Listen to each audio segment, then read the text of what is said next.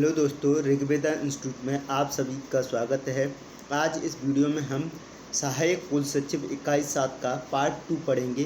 Part 1 मैं पहले upload कर चुका हूं और आप लोगों की डिमांड थी कि सर आप MCQs क्वेश्चन भी लेकर के आइए।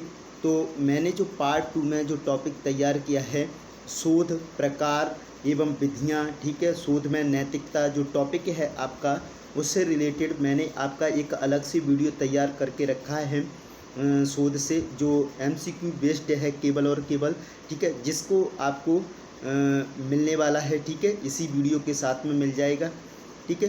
तो चलिए वीडियो को स्टार्ट करने से पहले चैनल को subscribe, like and bell icon press जरूर कर दें, ठीक है। भी मैं देख रहा हूँ कुछ लोग वीडियो को देख लेते हैं लेकिन उसके बावजूद भी क्या है, चैनल को सब्सक्राइब नहीं करते हैं। तो प्लीज़ मेरी आपसे एक ही रिक्वेस्ट है, आप चैनल को सब्सक्राइब ज़रूर करें और शेयर करें और उनसे भी आप चैनल को सब्सक्राइब कराएं। Please please subscribe my channel. तो चलिए आगे देख लेते हैं। आज वीडियो जो आपकी सहायक कुल सचिव इकाई 7 है उसका पार्ट 2 है, इसको देख लेते हैं, ठीक है। ये आपको जो यूट्यूब चैनल है वो है आपका कौन सा, ऋग्वेदा इंस्टीट्यूट चैनल का नाम है मेरे का, ठीक है। और इस पर मैं देखो भाई UPSC MPPSC एवं अदर एग्ज़ाम, अदर राज्यों की करंट अफेयर्स भी लेकर के चलता हूँ। और मेरा आपसे जितने भी असिस्टेंट रजिस्ट्रार की जो तैयारी कर रहे हैं उनसे मेरा एक ही आग्रह और है कि आप करंट अफेयर्स की वीडियो भी रेगुलर देखा करें, क्योंकि देखो भाई जिस प्रकार क्वेश्चन आपके दोनों पार्ट्स से आने हैं उसी प्रकार करंट अफेयर्स के भी 4 से 5 क्वेश्चन आएंगे, ठीक है। करंट अफेयर्स की वीडियो रेगुलर इस पर मैं अपलोड करता हूं, ठीक है। तो आप उन वीडियो को भी देखा करें, क्योंकि देखो केवल आपके उन दोनों पार्टों को पढ़ने से ही आप सिलेक्शन के करीब नहीं पहुंचेंगे, क्योंकि आप भी जानते हो एक एक क्वेश्चन कितना मायने रखता है, ठीक है। कहीं आपको पता चला शायद कि 2 से 3-4 क्वेश्चन या 5-6 क्वेश्चन करंट अफेयर्स के पूछ लिए गए, तो साथ में आपके साथ ये जो आपकी करंट अफेयर्स की वीडियो है उनको भी देखोगे तो शायद है कि आपके 4 से 5 क्वेश्चन वो कवर हो जाया करेंगे, ठीक है। तो चलिए वीडियो को स्टार्ट करने देते हैं। टॉपिक का नाम है शोध का अर्थ एवं परिभाषा। तो देख लेते हैं शोध को अंग्रेजी में क्या कहते हैं, रिसर्च कहते हैं। पहला क्वेश्चन तो यहीं पर बनने वाला है, शोध को अंग्रेजी में क्या कहते हैं, ठीक है। हालांकि नहीं आएगा लेकिन हमारी दृष्टि में ये है, शोध को क्या कहते हैं, रिसर्च कहते हैं। रिसर्च मूल रूप से किस भाषा का शब्द है, लैटिन भाषा का शब्द है, लेकिन ये क्वेश्चन बन सकता है, ठीक है। शोध को अंग्रेजी में क्या कहते हैं, रिसर्च कहते हैं, लेकिन रिसर्च मूल रूप से किस भाषा का शब्द है, तो आपको आंसर लगाना पड़ेगा किसका, लैटिन भाषा का शब्द है, ठीक है।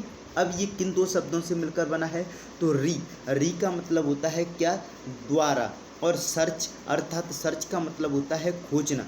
क्या होता है, खोजना। सर्च का अर्थ क्या होता है, खोजना होता है।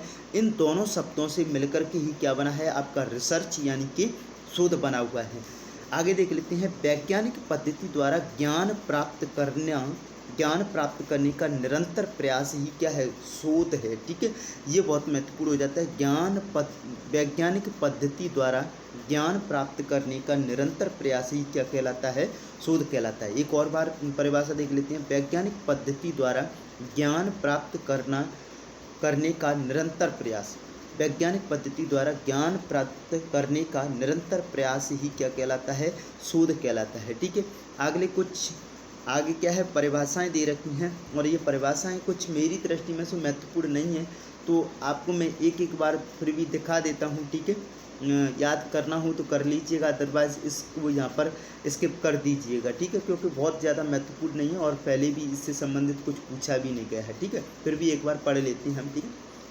रेडमैन और मोरी ने शोध का अर्थ स्पष्ट करते हुए क्या लिखा है, नवीन ज्ञान की प्राप्ति के व्यवस्थित प्रयत्न को हम क्या कहते हैं, शोध कहते हैं, ठीक है। किसने कहा है, रेडमैन और मोरी ने क्या कहा है, नवीन ज्ञान की प्राप्ति के व्यवस्थित प्रयत्न को हम क्या कहते हैं, शोध कहते हैं।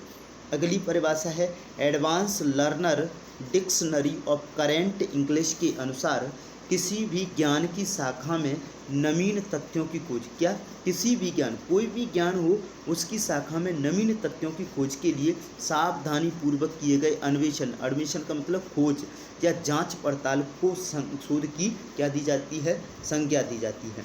दोनों परिभाषाओं को एक बार देख लेते हैं।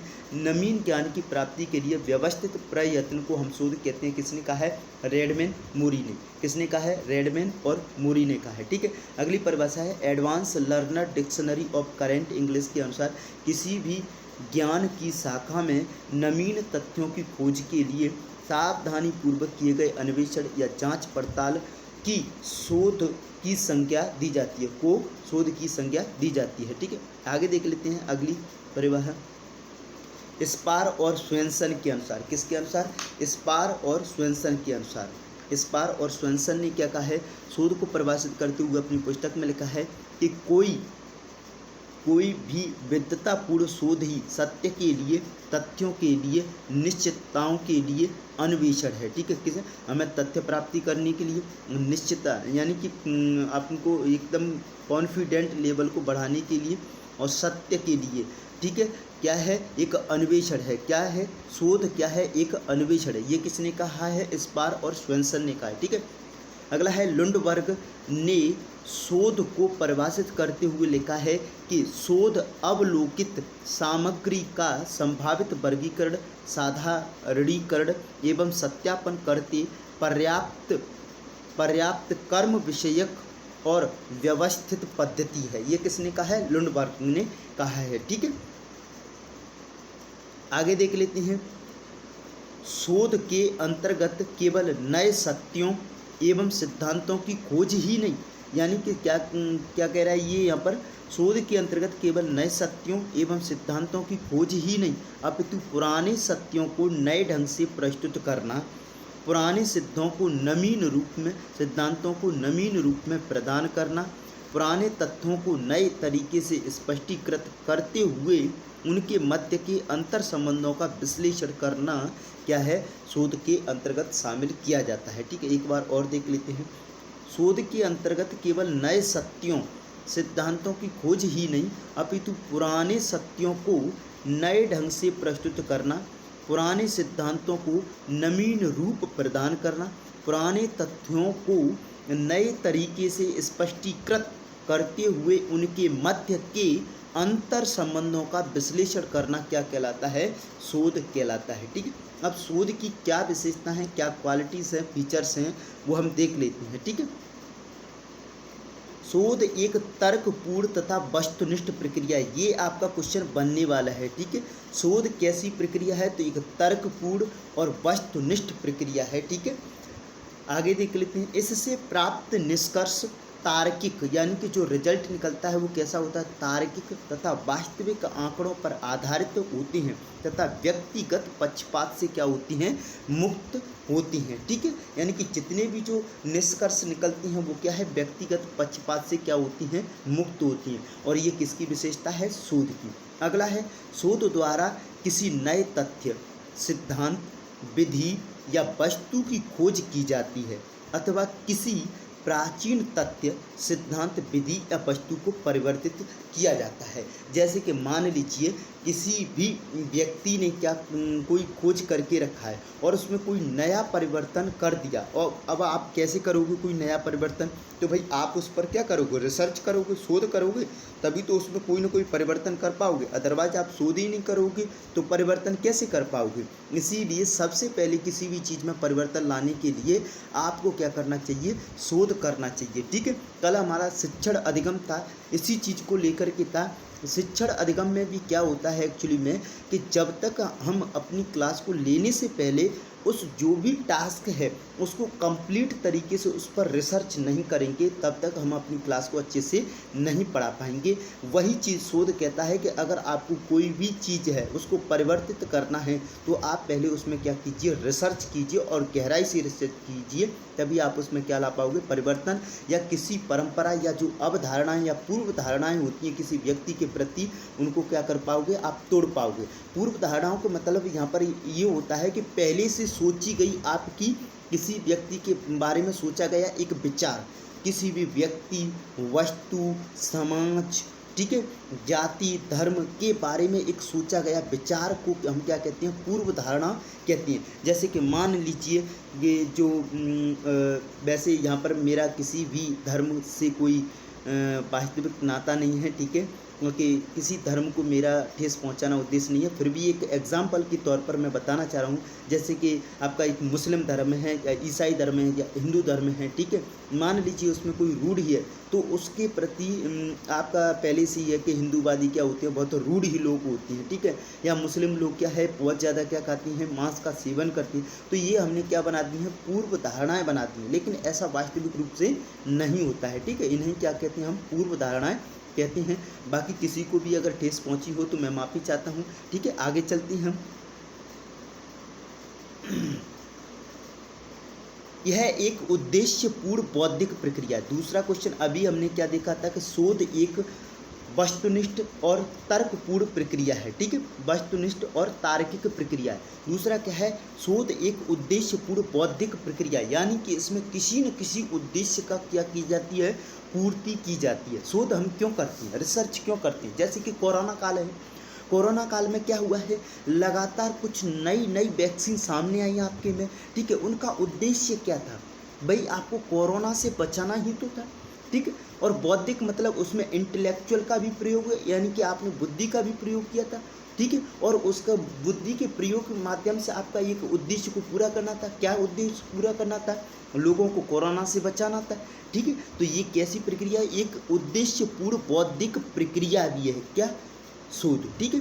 आगे देख लेते हैं, जिसके द्वारा किसी सैद्धांतिक अथवा व्यवहारिक समस्या का समाधान किया जाता है, व्यवहारिक समस्या का समाधान किया जाता है तथा इन समस्याओं के समाधान हेतु विशिष्ट उपकरण, क्या, विशिष्ट उपकरण तथा प्रक्रियाओं का प्रयोग किया जाता है, ठीक है।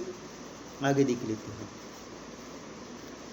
इस प्रक्रिया में आंकड़ों से जानकारी एकत्रित की जाती है, ठीक है। इस प्रक्रिया मतलब शोध करते वक्त क्या करते होगे, आप रिसर्च करोगे, आंकड़े एकत्रित करोगे और जानकारी धीरे धीरे क्या हो जाती है, एकत्रित, जो प्राथमिक अथवा माध्यमिक स्रोतों से क्या की जाती हैं, एकत्रित की जाती हैं। माध्यमिक का मीन्स कोई भी किसी भी चीज़ को माध्यम बना करके, ठीक है। आगे देख लेते हैं, आंकड़ों के संग्रहण के उपरांत इनका विश्लेषण किया जाता है। आपने क्या है, आंकड़े इकट्ठे कर लिए, ठीक है। इकट्ठे करने के बाद आप उस पर क्या कर रहे हो, लगातार एनालिसिस कर रहे हो।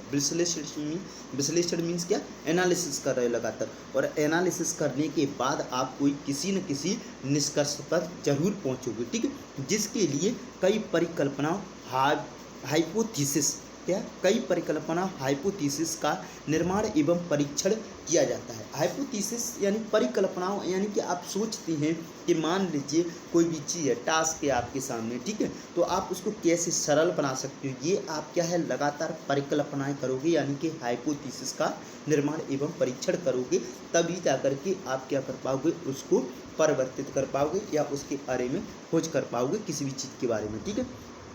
आगे चलते हैं। आंकड़ों के विश्लेषण में सांख्यिकीय विधियों का उपयोग किया जाता है। कौन सी विधियों का, सांख्यिकीय विधियों का उपयोग किया जाता है, जो आंकड़ों की प्रकृति चयनित प्रतिदर्श पर क्या करती है, निर्धारित करती है। अगला है, शोध द्वारा प्रदत्त ज्ञान सत्यापित होता है, क्या, शोध द्वारा प्रदत्त ज्ञान सत्यापित होता है। सत्यापित का मीन अप्रूव्ड किया हुआ ज्ञान होता है, ठीक है, क्योंकि आपने उस पर बहुत ज़्यादा रिसर्च किया और रिसर्च के बाद जो आपने रिजल्ट निकाला है वो आपका ऐसा तो ये बात नहीं है कि फेक होगा, भाई अप्रूव्ड होगा तभी तो आप उसको प्रकाशित करोगे।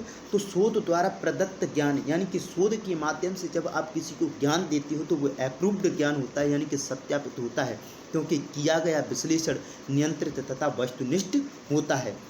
अगला है, शोध कार्य हेतु वैज्ञानिक अभिकल्पों का भी क्या किया जाता है, यानी कि वैज्ञानिक तरीकों का भी क्या किया जाता है, प्रयोग किया जाता है। अगला है, आंकड़ों को प्राप्त करने के लिए विश्वसनीय तथा वैध उपकरणों का उपयोग किया जाता है। ऐसा नहीं है कि आप आंकड़े प्राप्त कर रहे हैं अनऑथेंटिकल सोर्स से, आप क्या कर रहे हो, आंकड़े प्राप्त कर रहे हो, तो आपका जो डाटा भी होगा वो भी कैसा बनेगा, अनऑथेंटिकल बनेगा। इसीलिए डाटा को क्या है, ऑथेंटिक बनाने के लिए, विश्वसनीय बनाने के लिए, वैध बनाने के लिए आपको विश्वसनीय और वैध उपकरणों का भी क्या करना पड़ेगा, प्रयोग करना पड़ेगा, ठीक है। आगे चलते हैं। शोध से प्राप्त परिणामों तथा संबंधों की पुनरावृत्ति की जाती है। पुनरावृत्ति है, यहाँ पर पुनरावृत्ति नहीं, संबंधों की पुनरावृत्ति की जाती है, जिससे सदैव सुनिश्चित तथा सुसंगत निष्कर्ष उपलब्ध हो सके। अब आप लगातार पुनरावृत्ति क्यों करते हो भाई? किसी न किसी पुनरावृत्ति करने से क्या होता है, आपने एक बार चेक किया, दूसरी बार किया, शायद है कि पहली बार में कोई गलती ना पकड़ में आए, दूसरी बार में आ गई, तीसरी बार में आ सकती है, ठीक है। अब इसके बाद क्या होगा कि आपकी जो जितनी भी गलतियां होंगी वो क्या होंगी, सभी समाप्त हो जाएंगी धीरे धीरे उसमें से, और कैसा निष्कर्ष निकलेगा, एक सुसंगत निष्कर्ष उपलब्ध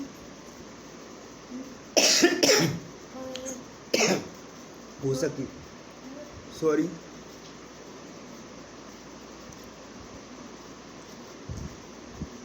शोध से प्राप्त ज्ञान कैसा होता है, परिशुद्ध, वैध तथा विश्वसनीय रहता है, ठीक है भाई।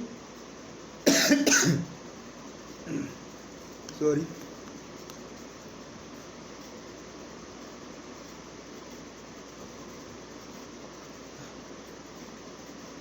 थोड़ा सा क्या है भाई, बोलने से प्रॉब्लम होती है मुझे एक्चुअली में, इसके लिए मैं माफ़ी चाहता हूँ। अब ये यहाँ पर जो बीच में प्रॉब्लम हुई इसके लिए आगे चलते हैं। शोध से प्राप्त ज्ञान कैसा होता है, परिशुद्ध होता है, वैध होता है, विश्वसनीय होता है, ठीक है।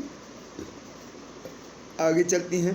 प्राप्त जानकारी का अवलोकन, यानी कि शोध के माध्यम से आपने जितनी भी जानकारी इकट्ठी की है उसका अवलोकन, यानी कि आप अपने पास उसको क्या लिखिए, अवलेख का मीन्स होता है रिकॉर्ड रखना, रिकॉर्ड रखना, यानी कि चीज़ों को आप क्या करिए, उसको लिख करके या कहीं पर भी उसको रिकॉर्ड करके रखिए, ठीक है। अवलेखन उसी चीज़ को कहते हैं। उसके बाद प्रतिवेदन सावधानी पूर्वक किया जाता है, जिससे उस क्षेत्र के आगामी अनुसंधानों हेतु वह सहज रूप से भविष्य में उपलब्ध हो सके। मान लीजिए आपने किसके क्षेत्र में, कोरोना के क्षेत्र में वैक्सीन बना के रखी है। अब आपने वैक्सीन कैसे बनाई, तो इसका पूरा जो रिकॉर्ड है वो आपको रखना पड़ेगा। क्यों रखना पड़ेगा, क्योंकि देखो भाई आगे भविष्य में ऐसा बिल्कुल पता नहीं है कि ज़रूरी नहीं है कि इससे कोरोना से संबंधित ही कोई अलग बीमारी आ जाए, तो जो आपके जो अभिलेख होंगे, रिकॉर्ड होंगे, वो क्या करेंगे, उस बीमारी को समाप्त करने में जो वैक्सीन बनेंगी उनमें क्या होंगे, मददगार साबित होंगे। इसीलिए आपको जितनी भी आप शोध करते हो, रिसर्च करते हो, उनको आपको अवलोकन करके रखना चाहिए, ठीक है। आगे देख लेते हैं।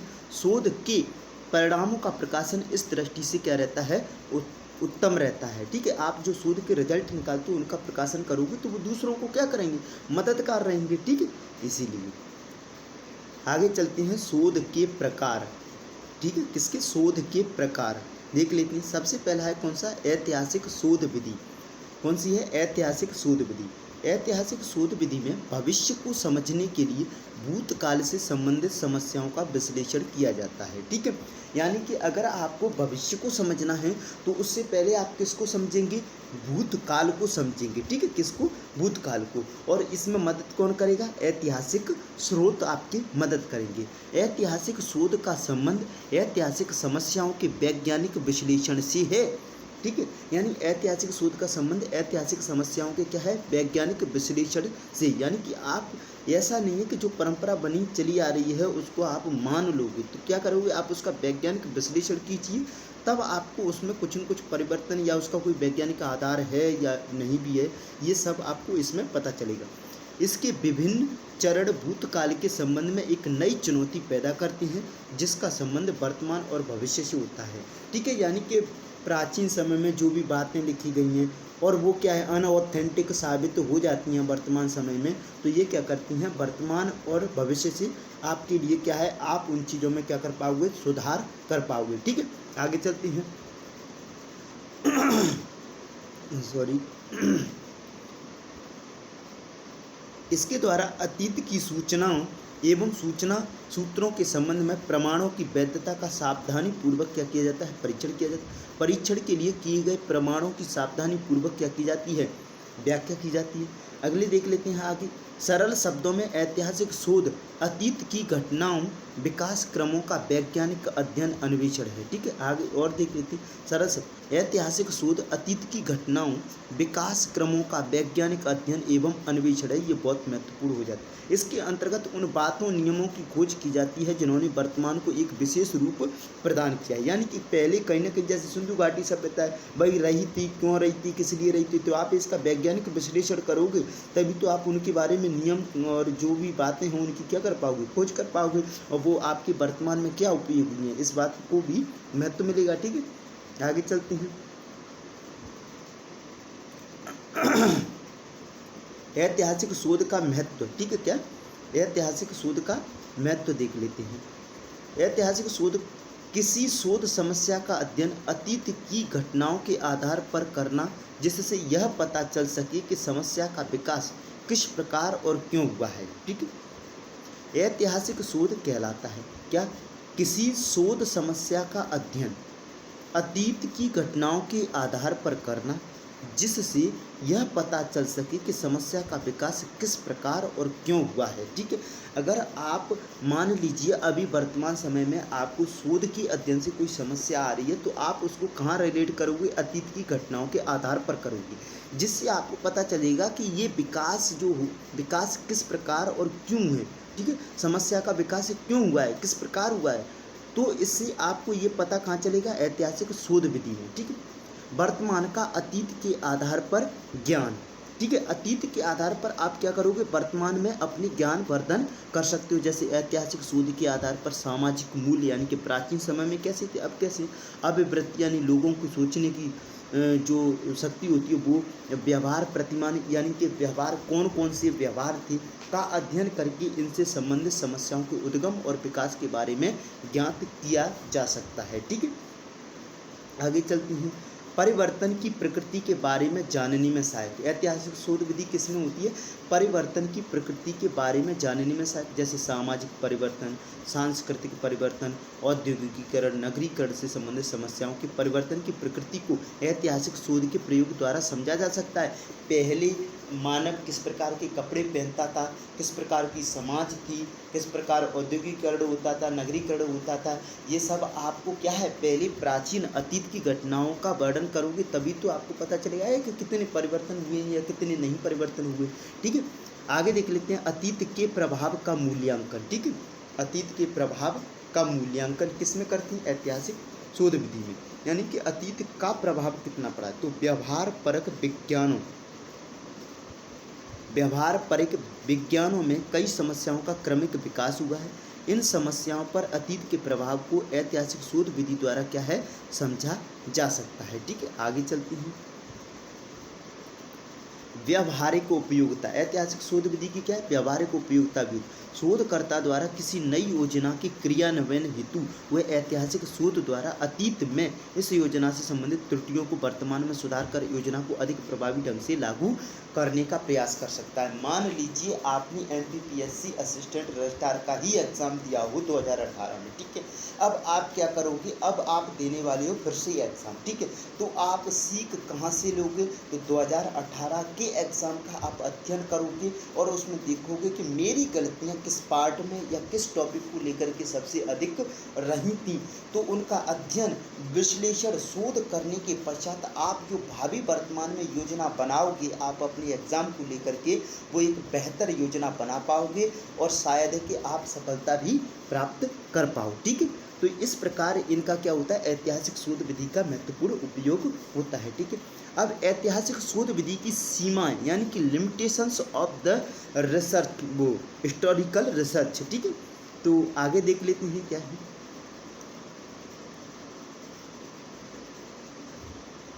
ऐतिहासिक शोध की सीमा, तथ्यों की अनुपलब्धता रहती है इसमें, यानी कि तथ्य आपको बहुत कम मिलती हैं। अगर मिलते भी हैं तो उनमें क्या रहता है, बिखराव रहता है। आपको एक चीज़ यहाँ पर मिल गई, एक चीज़ कहीं और मिलेगी और कहीं मिलेगी, कहीं मिलेगी। इस प्रकार क्या है, तथ्यों की अनुपलब्धता के साथ साथ क्या रहता है, बिखराव हो रही है। ऐतिहासिक शोध की शोध समस्या से संबंधित, ठीक है, थोड़ा सा इधर कर लेते हैं।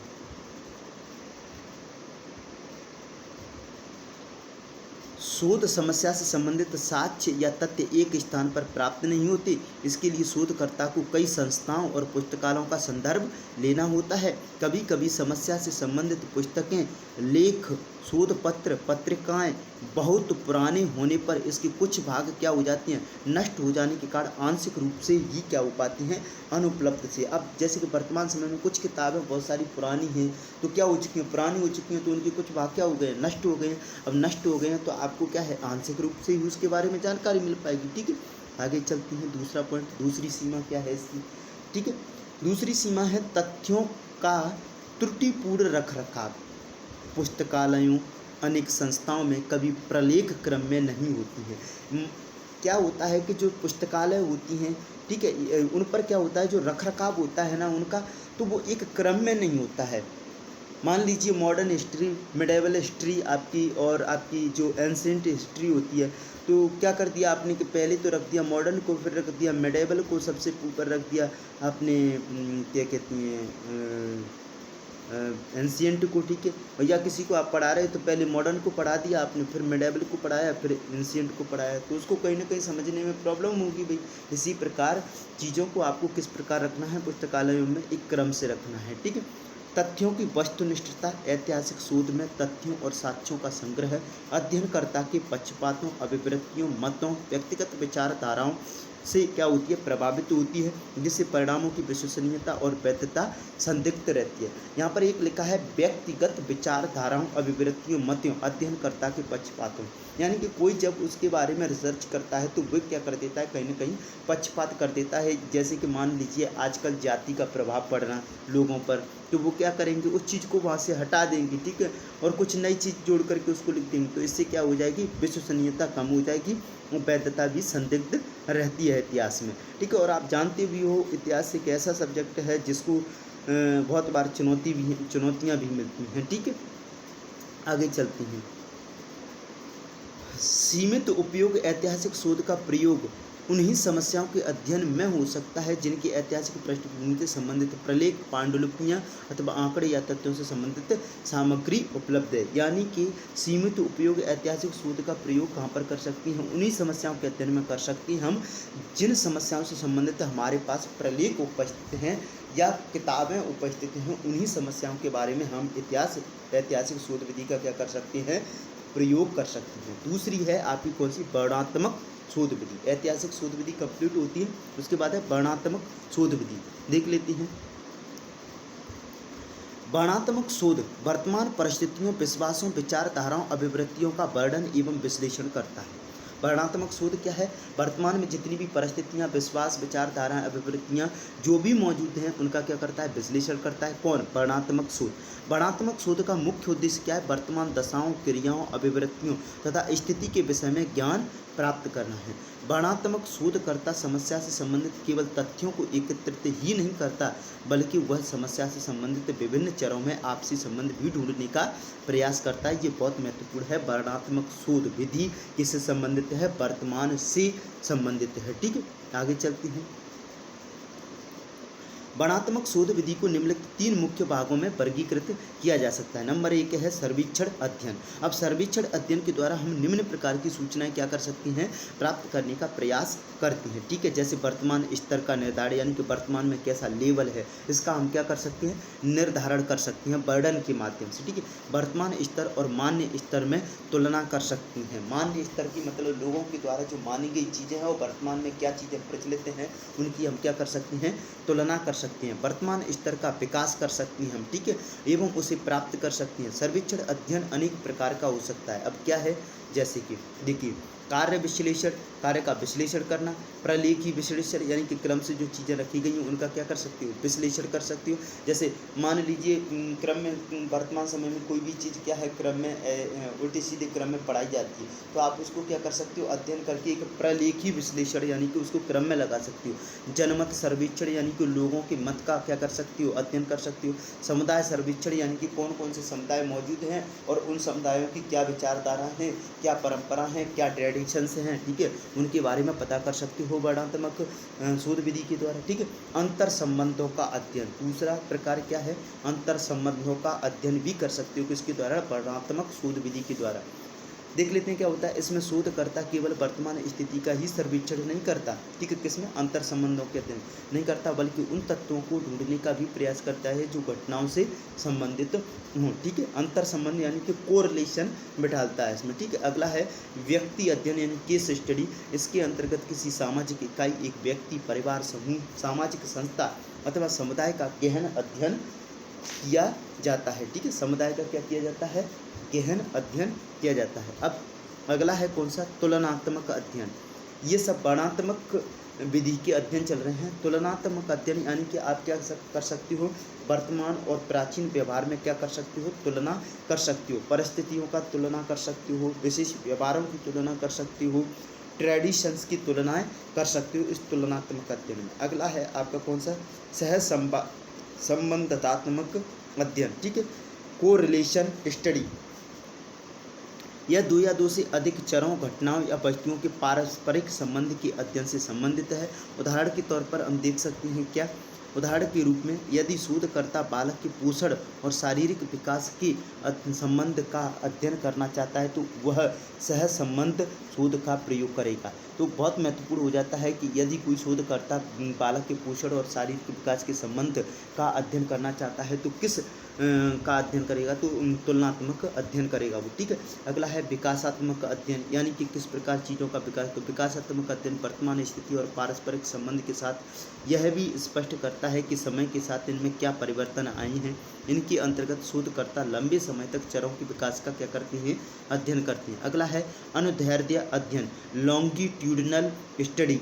इस प्रकार के अध्ययन में बालक के पोषण, शारीरिक विकास की स्थिति का अध्ययन एक अंतराल जैसे 12 वर्ष में कर लिया, फिर 13 में, फिर 14 में, फिर 15 में, फिर 16 वर्ष की आयु में किया जाता है। एक अंतराल के बाद क्या कर सकते हैं, लगातार अध्ययन, यानी कि कितना विकास हुआ, कैसा पोषण है, ठीक है, अब कैसा पोषण ले रहा है, फिर कैसा ले रहा है, ठीक है। आगे है प्रतिनिधित्वात्मक अध्ययन यानी कि क्रॉस सेक्शनल स्टडी। इसमें क्या होता है देख लेते हैं। इसमें एक ही बालक अथवा समूह को लंबे समय तक अध्ययन करने के स्थान पर एक ही समय में विभिन्न आयु के बालकों का क्या कर सकते हैं, अध्ययन एक साथ किया जाता है। जैसे 12, 13, 14, 15, 16 के बालकों की पोषण, शारीरिक स्थिति का एक साथ हम क्या कर सकते हैं, अध्ययन कर सकते हैं। अगला है उपनति अध्ययन यानी कि ट्रेंड स्टडी, ठीक है। ट्रेंड स्टडी यह वास्तव में ऐतिहासिक अध्ययन और सर्वेक्षण शोध का क्या है, मिश्रण है। इस शोध विधि द्वारा सामाजिक, राजनीतिक और आर्थिक आंकड़े प्राप्त किए जा सकते हैं। किसके द्वारा, उपनति अध्ययन के द्वारा। इन आंकड़ों की विश्लेषण द्वारा वर्तमान उपनति की व्याख्या की जा सकती है। वर्णन किया कि वर्तमान में क्या ट्रेंड चल रहा है, लोग कैसे कपड़े पहनना पसंद कर रहे हैं, सामाजिक स्थितियाँ कैसी हैं, क्या आर्थिक आंकड़े चल रही है, यानी कि वर्तमान में भारत सरकार की जीडीपी कैसी चल रही है, ठीक है। राजनीतिक आंकड़े क्या हैं, तो वो किसके द्वारा, उपनति यानी कि ट्रेंड स्टडी के द्वारा इस चीज़ का हम पता लगा सकते हैं, ठीक है। अगला है प्रयोगात्मक शोध विधि। इसमें मैं आपको ज़्यादा नहीं बताऊंगा, लेकिन आप देख लीजिए, यह एक प्रमुख शोध की क्या है, प्रमुख विधि है। प्रयोगात्मक शोध में कार्य कारण संबंध स्थापित किया जाता है। कौन सा, कार्य कारण संबंध स्थापित किया जाता है। ये तीसरी विधि है, ध्यान रखना, कौन सी, तीसरी प्रयोगात्मक शोध विधि, जो कि प्रमुख विधि है। इसमें कार्य कारण संबंध स्थापित किया जाता है। अब समझ लीजिए कार्य कारण संबंध कैसे स्थापित किया जाता है कि कोई भी वस्तु मौजूद है तो उसका कोई ना कोई तो क्या है, कारण होगा, या कोई ना कोई घटना घटित हुई है तो उसका कोई ना कोई क्या होगा, अवश्य कारण होगा, या पहले से कोई कारण है तो उसका कुछ न कुछ अवश्य प्रभाव जरूर पड़ेगा, ठीक है। तो ये प्रयोगात्मक शोध विधि में है। आगे देख लेते हैं क्या है। जैसे अगली है कौन सी, गुणात्मक शोध विधि। गुणात्मक शोध विधि में क्या होता है, तो देख लेते हैं क्या होता है।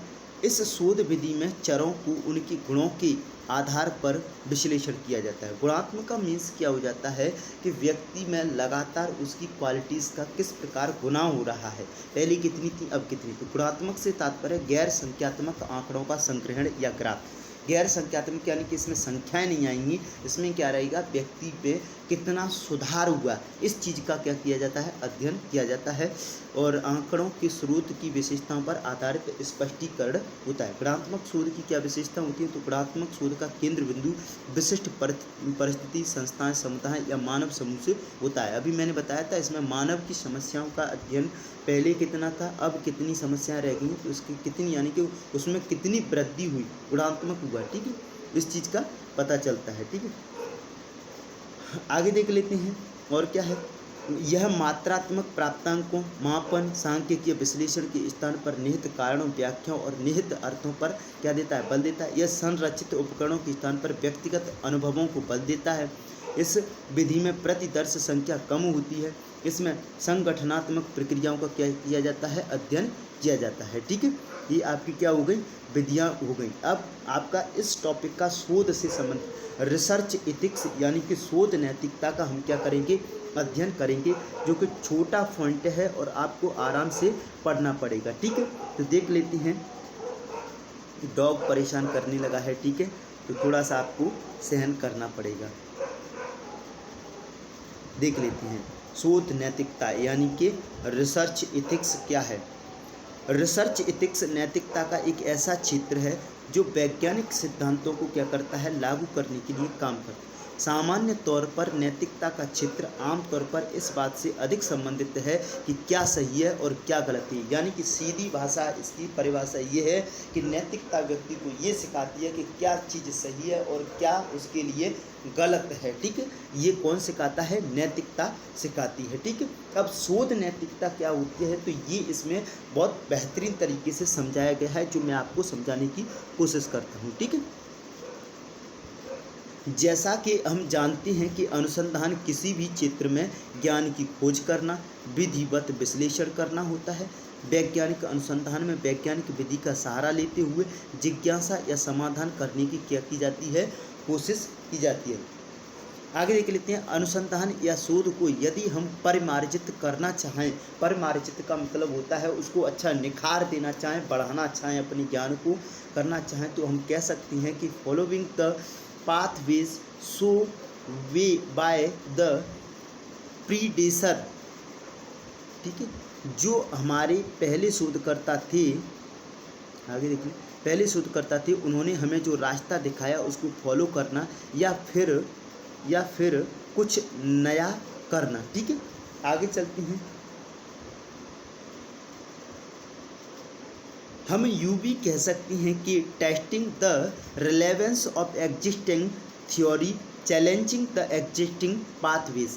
जैसे कि हम यूँ भी कह सकते हैं कि या फिर जिस सिद्धांत पर सारी दुनिया चल रही है और हमारे मन में यह आया कि यह गलत है, उसे चैलेंज करना है कि यह ठीक भी है या नहीं। ये कौन सिखाता है? शोध नैतिकता सिखाती है। ठीक है, आगे चलते हैं। उद्देश्य क्या है शोध नैतिकता?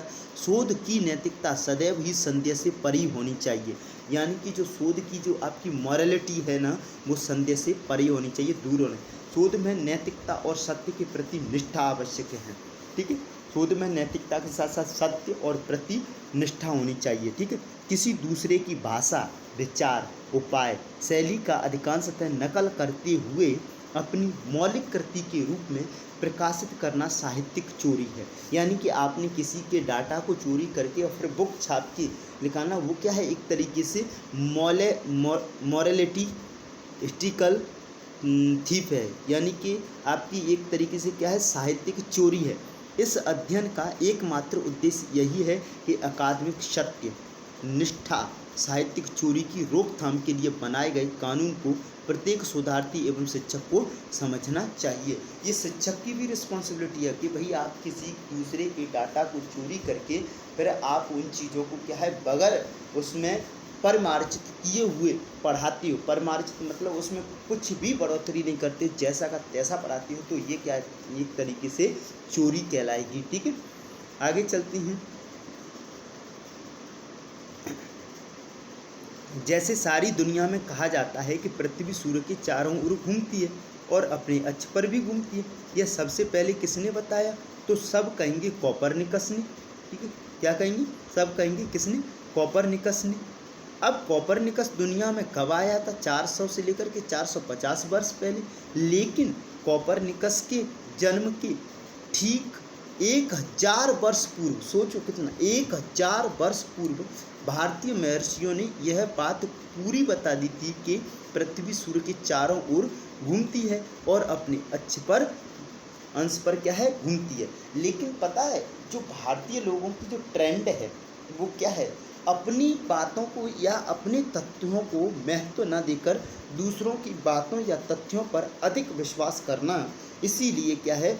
भारत की जो संस्कृति है वो धीरे धीरे क्या है, समाप्त होती जा रही है। इसलिए आपसे एक रिक्वेस्ट है कि भारत महान देश है और आपसे इसको आगे ले जाने की उम्मीद की जाती है, यानी कि जो चीज़ है वो भारत से आई है तो आई है, ठीक है। आपको महत्व देना है, ठीक है, इस चीज़ को लेकर के। आगे चलती हैं। हमारे यहाँ ऐसे महान ऋषि मुनि महर्षि हुए हैं जिन्होंने दुनिया में हजारों वर्ष पूर्व कई घटनाएं की थी और ये घटनाएं सारी दुनिया में सत्य सिद्ध हुई। यह सब किसके द्वारा हुआ? सब शोध के द्वारा ही पॉसिबल हो पाया है। किसके द्वारा? शोध के द्वारा ही पॉसिबल हो पाया है। अब पढ़ते हैं हम नैतिकता का अर्थ, यानी कि मीनिंग ऑफ मॉरलिटी, ठीक है। मीनिंग ऑफ मॉरलिटी, अर्थ क्या है इसका? नैतिकता शब्द की उत्पत्ति संस्कृत भाषा की नी धातु से हुई है। कहाँ से हुई है? संस्कृत भाषा की नी धातु से हुई है, जिसका तात्पर्य मार्गदर्शन करना होता है। तो अगर आपसे पूछा जाए नैतिकता का अर्थ क्या है या नी धातु का अर्थ क्या है? मार्गदर्शन करना, आपका समाज की मान्यताओं के अनुकूल कार्य करना, ठीक है, नैतिक माना जाता है। भाई पिताजी ने भी क्या किए है? अरेंज मैरिज की है और बेटा भी क्या करे? अरेंज मैरिज करे, तो ये क्या है? नैतिक कार्य है। लेकिन अगर लव मैरिज कर दियो तो भैया ये क्या हो जाएगा? अनैतिक कार्य हो जाएगा, ठीक है। तो आपको भी क्या है? नैतिक सिद्धांतों को मान कर के ही क्या करना है? कार्य करना है, ठीक है। तो आप कोई भी लव मैरिज वगैरह के चक्कर में नहीं पड़ेगा, ठीक है। आगे चलते हैं हम अपने सब्जेक्ट की ओर। अन्य अर्थ में नैतिकता शब्द की व्युत्पत्ति, यानी नैतिकता शब्द कहाँ से आया, देख लेते हैं। लैटिन भाषा के मोरलिस शब्द से हुई है। किससे? मोरलिस शब्द से हुई है। किसकी? नैतिकता की व्युत्पत्ति लैटिन भाषा, जिसका अर्थ तौर, कैसा तौर? तरीका या चाल चलन, चरित्र अथवा उचित व्यवहार है। आप किस तौर तरीके से चलते हो, आपका चाल चलन कैसा है, चरित्र कैसा है, ठीक है, उचित व्यवहार है। ये सब किसके अर्थ हैं? मॉरलिटी के। नैतिकता इथिक्स आम तौर पर इस बात से संबंधित होती है कि क्या सही है और क्या गलत, ठीक है। जो मैंने पहले ही आपको बोला था कि जो शोध रिसर्च नैतिकता होती है वो सब यही है, आपको बता दिए कि क्या सही है और क्या गलत है, पूरा का पूरा, ठीक है। आगे चलती हैं। ये जो पैराग्राफ है वो कोई खास पैराग्राफ नहीं है, ठीक है, ये दोनों के दोनों, फिर भी एक बार देख लेती हैं, आपको चीज़ें थोड़ी सी मिलती रहेंगी तो अच्छा समझ में आएगा। अर्थात ethics are broadly the set of rules, ठीक है, यानी कि जो आपकी नैतिक एथिक्स है क्या है? ब्रॉडली है, यानी कि बृहद है, सेट ऑफ रूल्स यानी कि नियमों का एक बृहद किताब समझ लीजिए आप इसको, रिटन एंड अनरिटन। और ये ज़रूरी नहीं है कि जो एथिक्स है यानी कि जो नैतिकता है वो हर नैतिक बात आपके लिए लिखी गई हो, ऐसा ज़रूरी नहीं है, वो अनरिटन भी हो सकती है, ठीक है। जैसे कि आपको क्या है, अभी मैं इसका एग्जांपल देने वाला हूँ, ठीक है। Unwritten that govern our expectations of our own and behaviour, ठीक है। ये क्या है? आप स्वयं अपने आप से क्या है, कुछ अपने व्यवहार से भी क्या है, ये सीखी जाती है, नैतिकता सीखी जाती है। यानी कि आपको स्वयं सोचना पड़ेगा कि मुझे व्यवहार कैसे करना है, कैसे नहीं करना है, ठीक है। तो ये कहीं पर लिखी नहीं गई बातें हैं कि आपको क्या कहते हैं, कोई मिट्टी का काम किया तो उसके बाद हाथ धोना चाहिए, क्या कहीं पर लिखी गई है ये वाली बात, ठीक है। ये कुछ अनरिटन बातें हैं, अनरिटन बातें हैं जो आपको याद रखनी पड़ती हैं, ठीक है। ये चीज़ें होती हैं, ठीक है। सुबह जग कर के आपको ब्रश करना चाहिए, ऐसा कहीं लिखा गया है? ये बोली गई बातें होती हैं, तो ये कैसी हैं? अनरिटन है, और ये फिर भी क्या है? नैतिकता है, ठीक। तो कुछ नियमों एवं गाइडलाइन होती हैं जो कई बार लिखित भी होती हैं और कई बार लिखे हुए भी नहीं होती, यानी कि अनलिखित होती हैं। जैसे चोरी करना क्या है? जुर्म है, या किसी पर हाथ उठाना गलत है, यह तो हमारे संविधान में भी लिखा हुआ, लेकिन यह तो कहीं नहीं लिखा है कि किसी का दिल नहीं दुखाना चाहिए, ठीक है, किसी का दिल नहीं दुखाना चाहिए। तो एथिक्स वह तरीका है जो यह बताती है कि कैसे इंसान का बिहेवियर होना चाहिए, या यूं कहें कि इंसान को सामाजिक प्राणी होने के नाते कुछ सामाजिक मर्यादाओं का भी क्या करना चाहिए? पालन करना पड़ता है। समाज की इन मर्यादाओं में सत्य, यानी कि आपको सत्य बोलना चाहिए, अहिंसा से दूर रहना चाहिए, परोपकारी होना चाहिए, विनम्रता होनी चाहिए आपके अंदर, सच्चरित्र होनी चाहिए, आदि अनेक गुण क्या होती हैं, सम्मिलित होती हैं और ये नैतिकता एथिक्स कहलाती है। ठीक है, आगे चलती है। यदि हम रिसर्च एथिक्स की बात करें, अब तक नैतिकता चल रहा था, नैतिकता क्या थी वो हमें समझ में आ गया होगा। नैतिकता मीन्स ईमानदारी, सत्यनिष्ठता, ईमानदारी, सत्यनिष्ठता, वस्तुनिष्ठता, ठीक है, ये सारे गुण, अखंडता, ठीक है, ये सारे गुण आपके अंदर होने चाहिए। ठीक है, सत्य, अहिंसा, परोपकार, ये सब क्या होती है, नैतिकता कहलाती है। अब रिसर्च एथिक्स मतलब शोध नैतिकता की बात करें तो क्या होती है। यदि हम रिसर्च एथिक्स की बात करें तो research ethics are the moral principles which are organised concepts of good और बैड मैनर रिसर्च, यानी कि जो शोध एथिक्स है वो क्या है, research ethics are the moral principle, यानी कि नैतिक सिद्धांत, विच आर ऑर्गेनाइज्ड, और ये क्या हैं आपकी ऑर्गेनाइज, यानी कि बहुत सारे सिद्धांत होते हैं जो कि क्या होते हैं, गुड और मैनर, यानी कि गुड और बैड मैनर, यानी कि अच्छे और बुरे व्यवहार को हम क्या कहते हैं, कैसा होना चाहिए, क्या नहीं होना चाहिए, क्या करना चाहिए हमको, क्या नहीं करना चाहिए, ये सारी बातें किस में होती हैं, रिसर्च एथिक्स में होती हैं। मतलब ये वो प्रिंसिपल हैं, यानी कि सिद्धांत हैं, वो तरीके हैं जिससे यह पता चलता है कि आप कब एक अच्छी रिसर्च कर रहे हैं और कब एक गलत रिसर्च कर रहे हैं।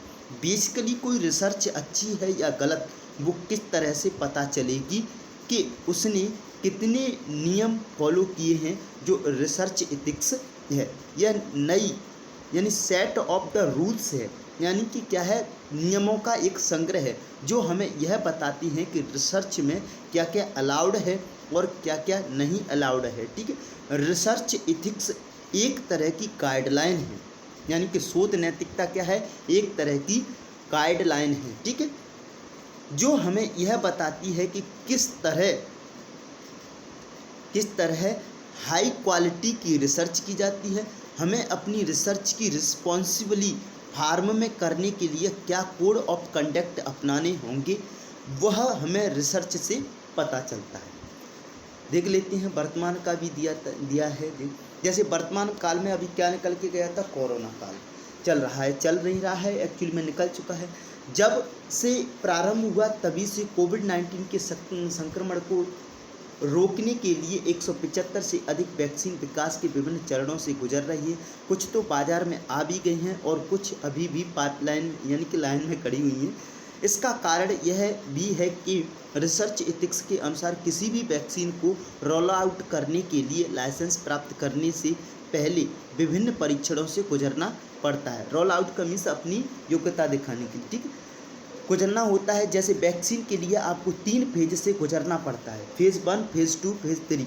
अब ये फेज़ 1, फेज़ 2, फेज़ 3 क्या है, तो फेज़ 1 में करीब 100 लोगों पर वैक्सीन परीक्षण किया जाता है, फेज़ 2 में करीब 500 से 800 लोगों पर परीक्षण किया जाता है तथा फेज़ 3 में लगभग 20 से 30 हज़ार लोगों पर क्या किया जाता है, परीक्षण किया जाता है।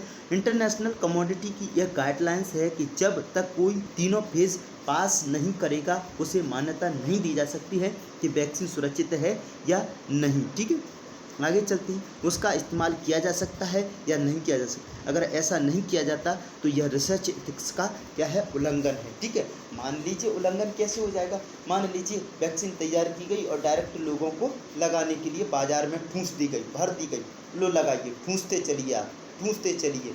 ठीक है, जब आप ऐसा करोगे, पता चला कि उन जिनमें जो वैक्सीन ज़बरदस्ती लगाई गई, ठूंसी गई है, पता चला वो सारे लोग ही मर गए, तो इसमें क्या हुआ, व्यक्ति की नैतिकता का हनन हुआ। ठीक है, आपने नैतिक शब्दों का यूज यानी कि नैतिकता का प्रयोग ही नहीं किया, यानी कि किसी भी, जैसे अपने नैतिकता क्या देखा, परोपकारी होना चाहिए व्यक्ति को। अब यहाँ पर व्यक्ति परोपकारी कहाँ रहा, ठीक है, तो ये चीज़ है ना, इसीलिए रिसर्च में क्या होनी चाहिए, मॉरलिटी होनी चाहिए।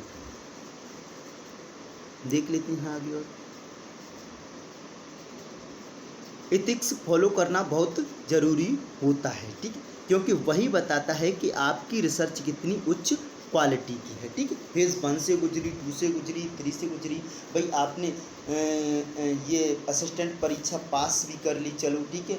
आप इंटरव्यू से गुजरोगे तो आपकी क्या देखी जा रही है, क्वालिटीज़, आप कितने अच्छे इंसान हैं, ठीक है, यानी कि आपकी कितनी उपयोगिता है। तो ये सारी बातें क्या हैं, इसमें दिखाई जाती हैं रिसर्च एथिक्स में।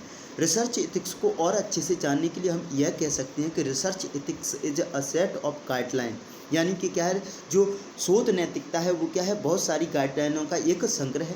दैट हेल्प रिसर्च, जो कि क्या करता है, शोधकर्ताओं की मदद करता है टू कंडक्ट रिसर्च सक्सेसफुली, यानी कि उनकी शोध को सक्सेसफुल यानी कि सफल बनाने के लिए क्या करता है, मदद करता है, ठीक है। रिसर्च एथिक्स हमें यह भी बताती है कि रिसर्च प्रोसेस कैसे होनी चाहिए, किस तरह से डाटा कलेक्ट करना है, किस तरह से डाटा का इंटरप्रिटेशन करना है, ठीक है, किस तरह से रिपोर्ट पब्लिश करनी है। ये सारी हमें कहाँ पर जानकारी मिलती है, रिसर्च एथिक्स में, ठीक है। मतलब आपको कब कब क्या करना है और क्या नहीं करना है, दोनों ही चीज़ें रिसर्च एथिक्स में बताई जाती हैं, ठीक है, बताई जाती हैं, कहाँ पर बताई जा रही हैं। तो हम देखते हैं कि उसकी तस्वीर को हमेशा, सॉरी ये थोड़ा सा देख लेते हैं, बताई जाती हैं।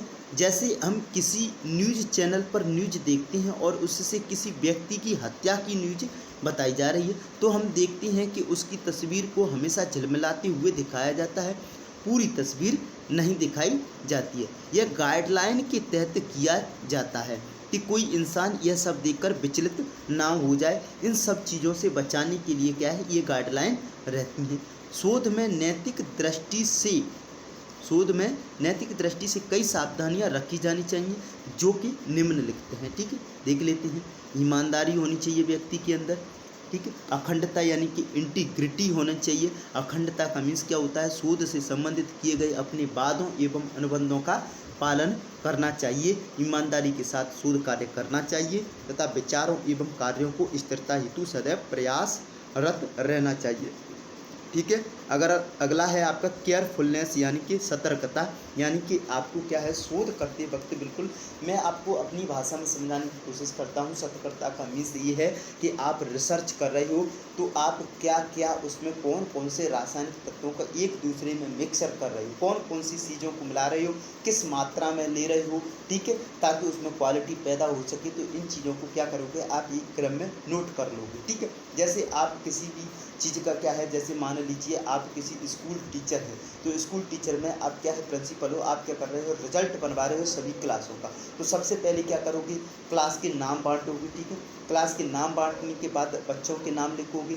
ठीक है। बच्चों के नाम लिखने के बाद उनके सेक्शंस बांटोगे, उनके प्राप्तांक, ये सारी क्या है आपको एक प्रोसेस लिखनी पड़ेगी, तभी तो आपको एक तरीके से समझ में आएगी वो चीज़, और उससे क्या है, कोई गलती करने की संभावना भी नहीं रहेगी। तो ठीक है, समझ लेते हैं। अब इसको देखो क्या है, सतर्कता यानी कि केयरफुलनेस, शोध में की जाने वाली लापरवाही, त्रुटियों एवं असावधानियों से क्या है, बचना चाहिए। अपने एवं अपने सहयोगियों के कामों का समीक्षात्मक परीक्षण करना चाहिए।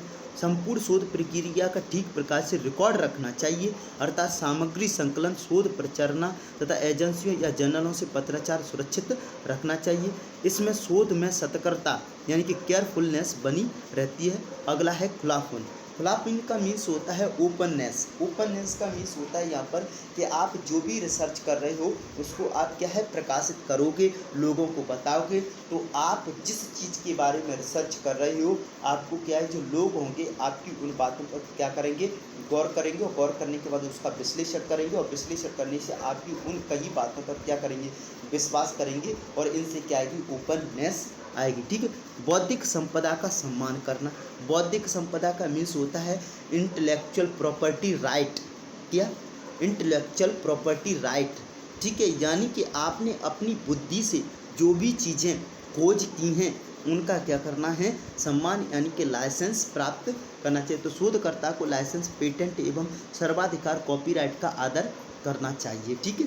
कॉपीराइट का मीन्स आपको किसी भी चीज़ की शोधकर्ता की, किसी ने शोध की है तो उसका उल्लंघन नहीं करना चाहिए। आप चोरी कर लो, ऐसी बातें नहीं करनी चाहिए। बिना अनुमति के अप्रकाशित सामग्री पद्धतियों अथवा परिणामों का प्रयोग नहीं करना चाहिए। ठीक है, अन्य विद्वानों की शोध में प्रयुक्त सामग्री का सदैव आदर सहित अभिस्वीकृति दी जानी चाहिए तथा सामग्री को दूसरे के ग्रंथों से चोरी नहीं करना चाहिए। गोपनीयता बनाए रखना चाहिए। ठीक है, गोपनीयता बना के रखोगे तभी तो कोई कार्य कर पाओगे। ठीक है, घर का भेदी लंका ढाए कहानी हो जाएगी अदरवाइज अगर गोपनीयता नहीं बनाओगे। ठीक है, कॉन्फिडेंशियली होना चाहिए व्यक्ति को। अगला है उत्तरदायी प्रकाशन। ठीक है, उत्तरदायी प्रकाशन का मीन्स है आप उसको क्या है क्रम के अनुसार चीज़ें तो देख लेते हैं। शोध का प्रकाशन केवल अपने स्वयं के कैरियर को बढ़ाने के साथ साथ ज्ञान के प्रचार प्रसार हेतु भी किया जाना चाहिए। ऐसा नहीं कि केवल कैरियर बढ़ाना ही लग जाओ। ठीक है, शोध को व्यर्थ किसी भी रूप में बार बार एक ही बात कहने हेतु प्रकाशित करने से बचना चाहिए। ठीक है, अन्य शब्दों में उत्तरदायी प्रकाशन यानी कि रेस्पॉन्सिबल पब्लिकेशन को भी प्राथमिकता दी जानी चाहिए। अगली है अनुभवी परामर्शदाता, रिस्पॉन्सिबल मेंटरिंग होना चाहिए। आपका शोध का प्रशिक्षण देने वाला अध्यापकों एवं विशेषज्ञों को छात्रों को शोध की बारीकियां समझाते समय अनुभवी परामर्शदाता के रूप में कार्य करना चाहिए।